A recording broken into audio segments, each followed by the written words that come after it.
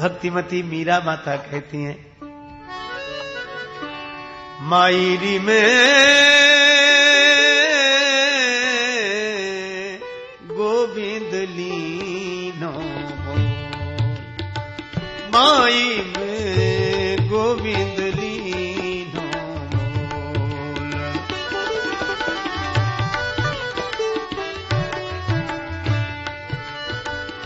कोई कहे मैं गो, कोई कहे से गो, कोई कहे मैं गो, कोई कहे सस्तो, लियोरी तराजू तो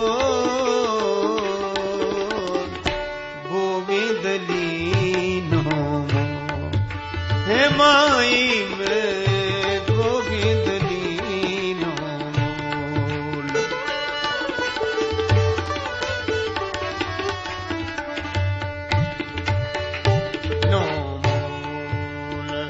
माई में गोविंद लीनो। इसीलिए मेरे तो गिरधर गोपाल दूसरो न कोई, जाके सिर मोर मुकुट मेरो पति सोई। लेकिन दुनिया वाले क्या कहेंगे? अरे जाने दो, असुवन जल सींच सींच प्रेम बेल बोई, अब तो बेल फैल गई आनंद फल होई। और संतन ढिंग बैठी बैठी लोक लाज खोई, मेरे तो गिरधर गोपाल दूसरो न कोई। पार्वती जी भी यही कहती है, को गुण दूषण करे विचार। गुण दोष का अब क्या विचार करना, महादेव अवगुण भवन। अब देखो पार्वती जी बोल रहे हैं कि ऋषियों आप क्या कहते हो, हम पहले ही कह रहे हैं महादेव अवगुण भवन और विष्णु सकल गुण धाम। आपकी बात बिल्कुल सही है, भगवान विष्णु समस्त गुणों के धाम है और शंकर जी में सब अवगुण है। लेकिन क्या करें, मजबूरी ऐसी है, जाकर मन रम जाहि सन तेह ते ही सन काम। जिसका मन जिसमें रम जाए उसे वही ठीक लगता है। ऋषि बोले तो क्या यह तुम्हारी समझदारी है?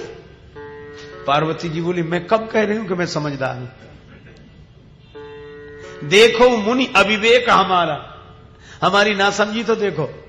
चाहिए सदा से वही भरतारा, हंसियऊ सुनी हमारे जड़ताई, मन हट परा न सुनई सिखावा, चाहत बारी पर भीत उठावा। यह पानी पर दीवार उठाना चाहता है, मेरा मन ऐसा ना समझे, सुन ही नहीं रहा है। और फिर एक बात तो आप जानते ही हैं कि मैं पर्वत की पुत्री हूं। सांच कहो गिरि भव तनु एहा, हठ न छूट छूटे बरु देहा। पर्वत की पुत्री हूं, जब पर्वत अपनी जगह से नहीं हिलता तो पर्वत की पुत्री अपनी जगह से कैसे हिल जाए। और पर्वत जड़ है, मैं भी जड़ ही हूं। अब एक बात है क्या, अब गृह गमने भयउ विलंबा। मैं हाथ जोड़ती हूं, प्रणाम करती हूं, अब आप पधारो, बहुत देर हो रही है, आपको और भी काम होंगे। लेकिन आप यह मत सोचना कि आपका आना व्यर्थ हुआ। अगर आपको यही तमाशा करना ही हो कि किसका विवाह किससे कराएं, तो कौतुकियन आलस नाही, वर कन्या अनेक जगमाही। अनेक वर कन्या है तो आप कराइए, पर हमने तो आप विचार क्या करना। यह है भक्त का लक्षण और यही कारण है। देखो संसार में कोई आसक्त हो जाए तो समझाने वाले उसे समझा नहीं पाते। कहते इसको इतना समझाते हैं, क्यों नहीं समझा पाते? क्योंकि समझाते हैं बुद्धि से और आदमी समझता है बुद्धि से। समझाया बुद्धि ने, समझाते हैं बुद्धि से और समझता है बुद्धि से, पर रोग है मन का, इसीलिए लाभ नहीं होता। सिर तो स्वीकार करता है कि नहीं बात तो ठीक है, लेकिन भीतर बैठा है मन कहता कितनी सिर हिलाओ, मानना तो हमें है। आसक्ति। अब आप विचार करना कि जब क्षण भंगुर नश्वर तुच्छ संसार के प्रति हुई मन की आसक्ति को बड़े बड़े समझदार छुड़ा नहीं पाते हैं, और फिर जगन नियंता जगदाधार परम करुणा निधान और कोटि कोटि कंदर्प दर्प दमनीय शोभा के अमोघ आकर्षण परमात्मा से जिसके मन का लगाव हो जाए उसे कौन समझा सकता है। और यही कारण है भगवान श्री कृष्ण ने एक दिन बड़ी विलक्षण लीला की। और लीला कैसी? श्री राधिका जी गोपियों के संग श्रीधाम वृंदावन में निरंतर प्रेमाश्रु बरसते हैं। एक दिन श्री कृष्ण की याद व्यथित कर रही थी। श्री राधिका जी ने पत्ते का दोना बनाया, दोना, और उस दोने में एक माला रखी और आंसुओं के प्रेम जल से सींचकर वह दोना यमुना जी में बहा दिया। मानो संदेश था कि श्री कृष्ण मथुरा में और श्री राधिका जी वृंदावन में, और यमुना जी की जो धारा है उसमें दोना बहा दिया। मानो संकेत कर दिया कि प्रेम की धारा में बहकर देखो, ये दो तो दिखाई दे रहे हैं पर दो ना, ये दो नहीं एक ही है। श्याम श्याम रटत रटत राधा श्याम भई, फिर यूं पूछत सखियन सो राधा कहां गई। और दोना का प्रमाण भी मिल गया। कैसे? बोले वह दोना यमुना जी में बहा दिया। श्री कृष्ण उद्धव जी के संग मथुरा में स्नान कर रहे हैं, यमुना जी लेकर आई मानो वह दोना। श्री कृष्ण ने डुबकी लगाई और यमुना जी में डुबकी लगाकर जैसे ही ऊपर आए तब तक वो पत्ते का दोना सिर पर आ गया था। श्री कृष्ण जल से बाहर निकले, दोना उलट गया, माला श्री कृष्ण के गले में गिर गई। और श्री कृष्ण के गले में माला गिरी तो उधर श्री राधिका जी के आंसू थे, इधर ए यथा माम प्रपद्यन्ते तांस तथैव भजाम्य हम। और भगवान श्री कृष्ण के आंसू बहने लगे और बोले क्या? ऊधो मोहि ब्रज बिसरत ऊधो मोहि ब्रज बिसरत हंस सुता की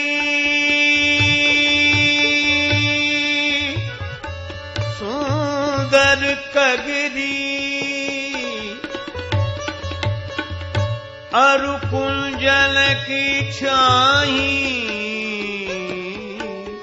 बिसरत नाही ऊधो मोहि ब्रज बिसरत नाही।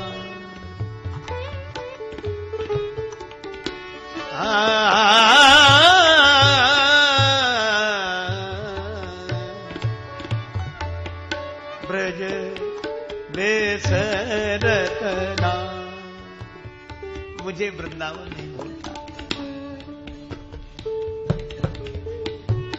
उद्धव ने कहा कि श्री कृष्णम वंदे जगत गुरु, जगत गुरु हैं आप, ज्ञान के साक्षात स्वरूप हैं आप, और आज आपकी भी आंखों में आंसू। ज्ञानोपदेश सुनकर बहते हुए आंसू रुक जाते हैं। वहां मोह कहां, शोक कहां और आप? श्री कृष्ण बोले हमें मत समझाओ। क्यों? बोले हम में जो हो रहा है यह हमारी वजह से नहीं हो रहा है, क्योंकि हम में हमारा हम है ही नहीं।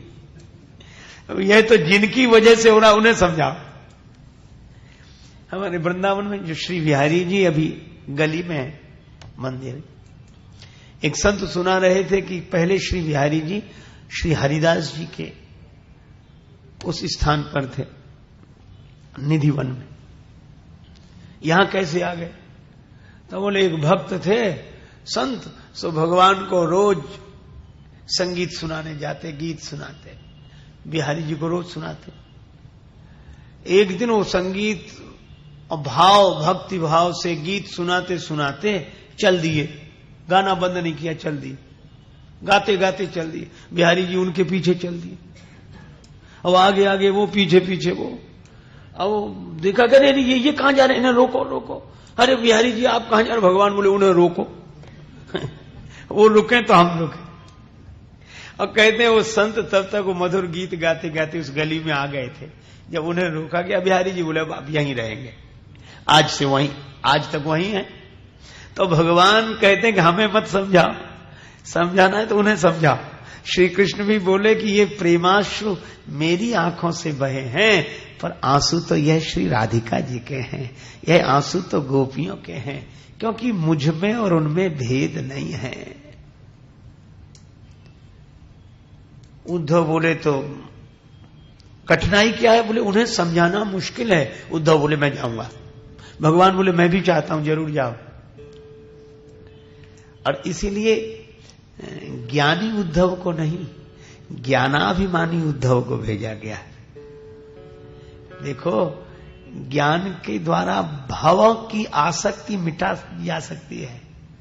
भवासक्ति को ज्ञानोपदेश के द्वारा मिटाया जा सकता है, लेकिन जिसके मन में भगवान की भक्ति हो उसको ज्ञानी के द्वारा नहीं मिटाया जा सकता। वह तो भगवान का भक्त है। उद्धव जी गए, भगवान ने कहा कि देखो वो गोपियां इतनी भाव में निमग्न है कि मेरे अलावा दूसरे को देखेंगे नहीं, तुम्हें वृंदावन में प्रवेश भी नहीं करने दिया जाएगा। तो क्या करें? बोले मेरे वस्त्र पहन लो, मेरा रथ लेकर जाओ। भगवान ने अपने वस्त्र दिए, अपने रथ में बिठाया। उद्धव से कहा अब जाओ। कहा उद्धव ने मोहन से मैं जाऊंगा वृंदावन और देखूंगा कैसा है अनुराग का कठिन बंधन। चल तो पड़े, लेकिन चले मथुरा से उद्धव वृंदावन निकट आया, वहीं से प्रेम ने अपना अनोखा रंग दिखलाया। जैसे ही वृंदावन में पहुंचे, वृक्ष झूम रहे थे, और वृक्ष ऐसे ऐसे झूमकर मानो क्या कह रहे थे, बिटप झुक झुक के कहते थे इधर आओ इधर आओ। पपीहा पूछता था पी कहाँ है यह तो बतलाओ। नदी यमुना की धारा शब्द हरि हरि का सुनाती थी, भ्रमर गुंजार से भी बस यही आवाज आती थी। है प्रेम जगत में सार और कुछ सार नहीं। और नजदीक गए तो कांटे उलझ गए उद्धव के वस्त्र में। उलझ वस्त्रों में कांटे लगे उद्धव को समझाने, तुम्हारा ज्ञान पर्दा फाड़ देंगे प्रेम दीवाने। गए श्री राधिका जी को जो दर्शन किया, गोपियों का जो दर्शन किया, गोपी प्रेम की ध्वजा, यानी जिनके दर्शन के लिए भगवान भी व्यग्र रहते हों। भगवान अपिता रात्रि शरदोत फुल्ल मल्लिका वीक्षरं तुम मनश्चक्रे योग माया मुपाश्रिता। श्रीमद् भागवत में वर्णन है रास पंचाध्यायी के आरंभ में, भगवान अपि, भगवान भी जिनका दर्शन करना चाहते हो। तुलसीदास जी ने लिखा, काम मोहित गोपी कन पर कृपा अतुलित कीन, जगत पिता बिरंच जिनके चरण की रजलीन। प्रेम की साक्षात मूर्तियां गोपियां श्री राधिका जी। फिर भी उद्धव ने उपदेश देना शुरू किया, अद्वैत ज्ञान का उपदेश दिया, पर वहां भी विवाद नहीं। राधिका जी ने बड़ी अच्छी बात कही, अद्वैत माने क्या है? उद्धव जी बोले दूसरा नहीं, दूसरे की तो भ्रांति है, दूसरा है ही नहीं। अच्छा, राधिका जी बोली तो हमें तो भ्रांति है, पर आप हमें समझाने, आपको तो नहीं है ना? ना नहीं है भ्रांति ना, दूसरा नहीं है, नहीं है। राधिका जी ने मुस्कुराकर कहा कि जो हो अद्वैत के कायल तो फिर क्यों द्वैत लेते हो? भला खुद ब्रह्म होकर ब्रह्म को उपदेश देते हो। जब दूसरा है ही नहीं तो किसे समझा रहा और कौन समझा रहा है? उद्धव सोचने लगे कि इस तरह से तो मैंने सोचा ही नहीं कभी। सुन श्री राधिका के वचन उद्धव की खुली आंखें, पड़ी थी ज्ञान मद की धूल वो धुली आंखें, नेत्रों से प्रेम जल निकल आया, पड़े श्री राधिका चरणों में, कहा गुरु मंत्र यह पाया है, प्रेम जगत में सार और कुछ सार नहीं। भक्त कभी किसी का विरोध नहीं करता, भक्त विवाद करते ही नहीं है। अब मैं क्या कहूं, इसलिए भक्त को हराना कठिन है। श्री रामकृष्ण परमहंस जी के पास एक नास्तिक गया, बड़ा विद्वान, बहुत कुतर्क करने वाला, और श्री रामकृष्ण देव भक्त, काली माता के भक्त, भगवान के भक्त। परमहंस जी ने कहा भैया बैठो बैठो, बैठ गया और उनके सामने बैठकर जो भगवान का खंडन किया, काली माता का खंडन, भगवान का खंडन खूब। लेकिन परमहंस जी जो थे वो बार बार पुलकित होते, बार बार हर्षित होते, वाह वाह वाह। उसको आश्चर्य हुआ कि ये कैसे भक्त हैं जो भगवान का खंडन सुनकर भी प्रसन्न हो रहे हैं। जब वो उठने लगा तो उसको हृदय से लगा लिया, वाह भैया बहुत अच्छा। तो उसने कहा कि हम ईश्वर का खंडन कर रहे हैं और आप ईश्वर के भक्त हो, तो इतनी प्रसन्नता का कारण क्या? परमहंस जी बोले आज मुझे मेरे भगवान पर और पूरा भरोसा हो गया, पहले कम था, आज तुम्हारे मिलने से और ज्यादा हो गया। क्यों? बोले तुमने कमाल किया है, ऐसी प्रतिभा से उसका खंडन किया। तो बोले फिर भरोसा कैसे उन पर हुआ मेरे खंडन से? परमहंस जी बोले मैंने समझ लिया। क्या? बोले उसका खंडन ऐसी प्रतिभा से तुम कर रहे हो तो मुझे लगा ऐसी प्रतिभा तो भगवान ही दे सकते हैं और कोई नहीं दे सकता, इसलिए भगवान पर भरोसा हो गया मुझे। बोले जैसे अपने देखने के लिए भगवान ही दृष्टि देते हैं कि हमारी दृष्टि से हमें देखो, तो बोले अपने खंडन की प्रतिभा भी वही दे सकते हैं, इसलिए मुझे पूरा भरोसा हो गया। यह भक्त की सोच है। भक्त कभी किसी से विवाद नहीं। उद्धव की बात बिल्कुल ठीक है, सबकी ठीक है, लेकिन हमारी तो एक ही लालसा है, क्या? श्री कृष्ण मिल जाए, एति कह देव कन्हैया मिल जाएंगे बस। श्याम तन श्याम मन श्याम ही हमारो धन, आठों याम ऊधो हमें श्याम ही सो काम है। तुम तो भये बोरे पाती ले आए दौरे, जोग कहां राखें रमे रोम रोम श्याम है। यह और इसीलिए उद्धव जी गोपियों को नहीं समझा सके, समझ कर आए। सप्तऋषि पार्वती जी को नहीं समझा सके, समझ कर आए। और यही कारण है कि जिनके मन में भगवान की भक्ति का भाव बैठ जाता है उन्हें कोई नहीं समझा सकता। सच्चे जो आशिक हैं वो बहकाए नहीं जाते, कदम आगे जो रखते हैं वो लौटाए नहीं जाते। तुम्हें जिन्हें तुमसे मोहब्बत है मिटाए से नहीं मिटती, पतिंगे शम्मा पे जलते हैं वो समझाए नहीं जाते। तेरी मस्ती के मस्ताने, तेरी सूरत के दीवाने, खुशी से दार पे चढ़ते हैं लटकाए नहीं जाते। इसीलिए श्याम से दिल को लगाना कोई मजाक नहीं, जीते जी जान से जाना कोई मजाक नहीं। ये भक्ति देखो, शीस काट धरनी धरे और तापर राखे पांव, और इश्क चमन के बीच में ऐसा हो तो आओ। नागरीदास जी ने यह कहा। देखो इसी तरह विचार करते ही नहीं है भक्त। भक्त वो जो विचार न करे। बड़ी अजीब बात है, भगवान से जिसका मन लग गया अब क्या विचार करना है? को गुण दूषण करे विचारा। और विचार किससे किया जाता है? बुद्धि से। इसलिए बुद्धि का संबंध ज्ञान से है। इसीलिए भगवान जहां ज्ञान का उपदेश करते हैं वहां बुद्धि का नाम लेते हैं। जैसे पंचवटी में भगवान ने ज्ञानोपदेश किया, क्योंकि पूछा था काहू ज्ञान विराग और माया, काहू सो भगति करहु जेहि दाया। तो भगवान ने कहा थोरे मऊ सब कहूं बुझाई, सुनहु तात मति मन चित लाई। वहां मति पहले, बुद्धि, पर यहां केवल भक्ति की बात कर रहे हैं। इसलिए भगवान एक ही बात कहते हैं, नवदा भगति कहूं तो पाही, सावधान सुन धरो मन माही। मन में रख लेना। और आसक्ति और भक्ति में ज्यादा अंतर नहीं। जगत को सब कुछ मानना आसक्ति है और भगवान को सब कुछ मानना भक्ति है। इतना ही है, मन इधर से इधर आ जाए। यशोदा मैया सो रही हैं, नंद बाबा श्री कृष्ण भगवान को बाल रूप में वहां छोड़कर आए और भगवान रोने लगे। रोने क्यों लगे? बोले मैं तो इतने पास सो रहा हूं, मैया करवट उधर देकर सो रही है और मैं तो इसीलिए रो रहा हूं ताकि उधर की करवट इधर ले ले।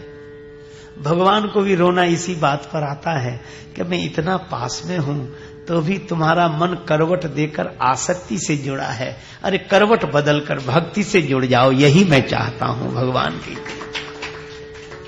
इसीलिए भगवान कहते हैं सावधान सुन धरु मन माही। और श्रीमद् भगवद गीता में भी मन मना भव मद भक्त्यो मद्याजी माम नमस्कुरु, मेरे मन से मन मिला लो। इसलिए भक्ति में मन की महिमा है। भक्त वही है जो बस ठहर गया। और इसीलिए भगवान शंकर ने सती जी से यही कहा था कि सती तुम्हें विश्वास नहीं है तो जाकर परीक्षा लो। तुम एक काम करना, क्या विचार करना। क्या विचार करें? कहा कि जैसे जाय मोह भ्रम भारी करेउ सुजतन विवेक विचारी। भगवान को तुम जानना चाहते हो तो जाओ, पर विचार पूर्वक जानना, विवेक पूर्वक जानना। और शंकर जी से सती जी ने कहा कि आप भी चलो परीक्षा लेने के लिए। शंकर जी बोले हम तो नहीं जाएंगे। सती जी बोली जब सदा साथ साथ रहते हो, अर्धनारीश्वर आप कहलाते हो, कैलाश में साथ साथ, यात्रा में साथ साथ, कथा में साथ साथ, तो परीक्षा लेने भी साथ साथ चलो। शंकर जी बोले सती यह बात इसलिए नहीं मानूंगा। क्यों? बोले पति पत्नी साथ साथ रहें, साथ साथ भोजन करें, साथ साथ यात्रा करें, पर इसका यह मतलब नहीं है कि पत्नी बीमार हो तो पति से कहे कि तुम भी दवा खाओ, जब मैं दवा खा रही हूं तो तुम भी। इलाज तो उसी का होगा जिसको बीमारी हुई है। शंकर जी बोले सती अविश्वास की बीमारी तुम्हें है तो तुम परीक्षा लो। तुम जानना चाहती हो तो बुद्धि से जानना, विचार से जानना, करे उस जतन विवेक विचारी। और आप क्या करोगे? शंकर जी बोले हम तो बैठे हैं। बैठे हो? कहां बैठे हो? तब लगी बैठ आहा बट छाई, तब लगी बैठ जब लगी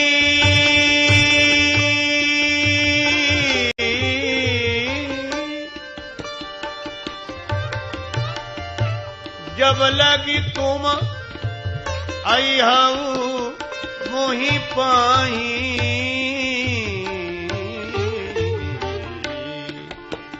बैठ तब लगी बैठ। तब तक मैं बट की छाया में बैठूंगा। अब यह भी बड़ा सांकेतिक सूत्र है। शंकर जी बोले मैं तो बैठूंगा।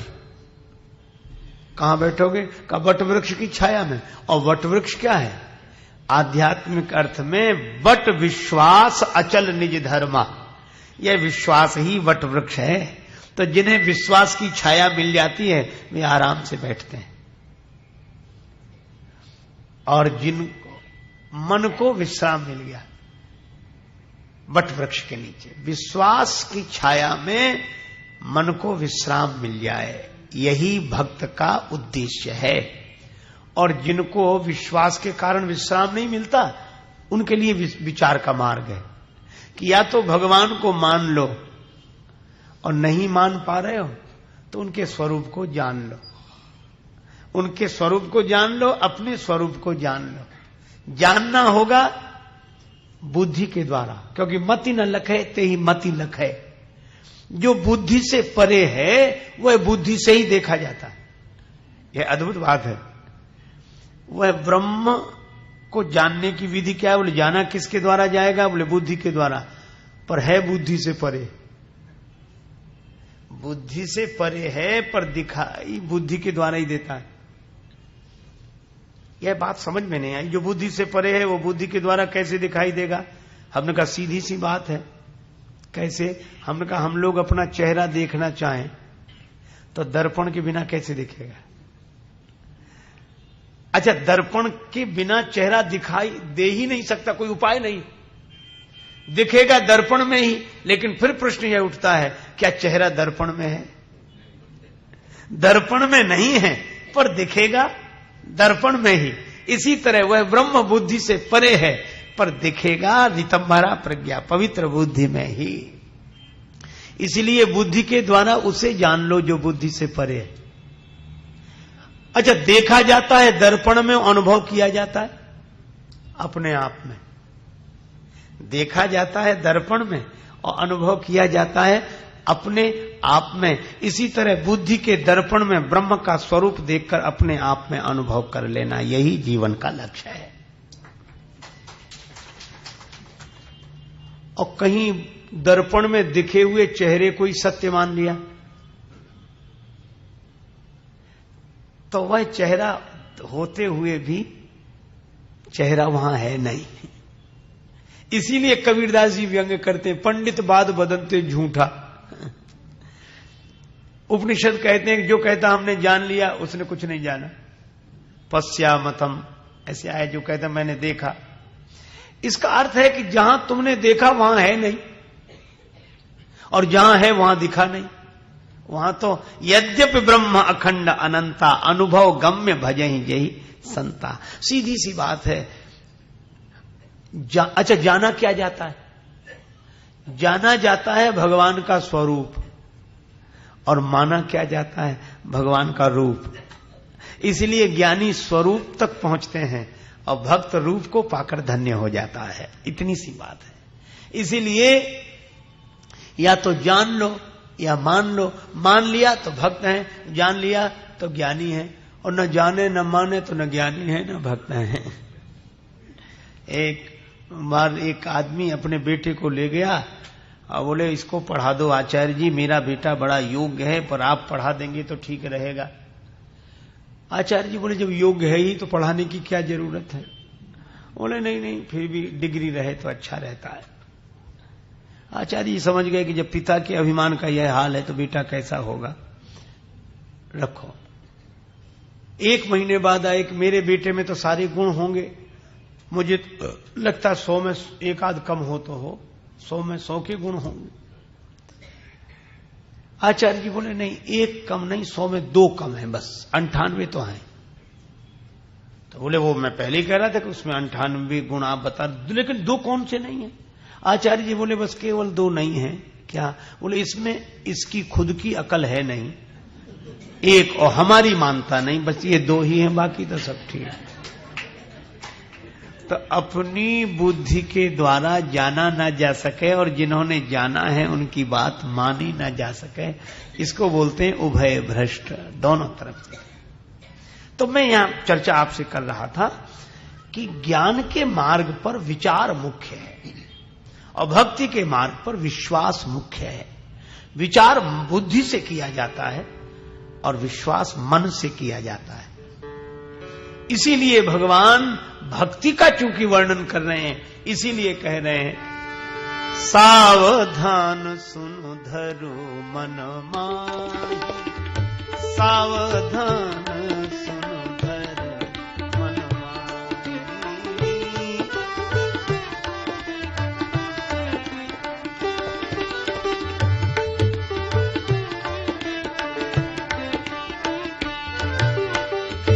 प्रथम भगति संतन कर संगा, प्रथम भगति संतन कर संगा, दूसर रति मम कथा प्रसंगा, दूसर रति मम कथा प्रसंगा, दूसर रति मम कथा